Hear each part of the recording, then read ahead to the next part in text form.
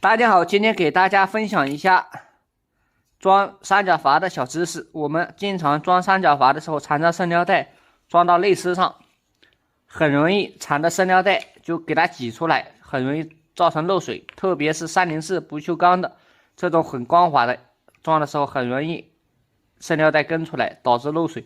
然后我们只要用一根钢锯条，然后给这个外丝不停的拉毛一圈啊，割一下，就割出这种锯齿一样的啊。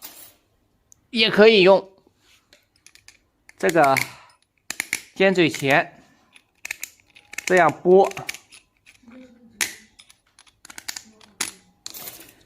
然后呢，这样再缠上生料带。我们正常缠的是28圈，这个也是看这个生料带的情况啊。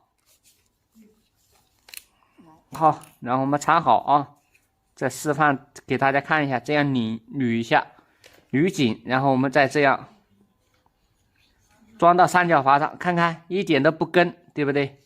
也不会挤出来。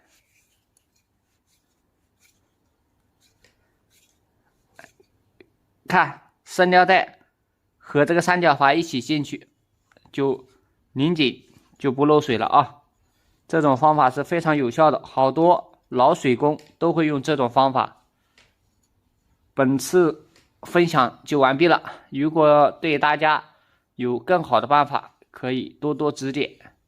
感谢大家的观看，再见。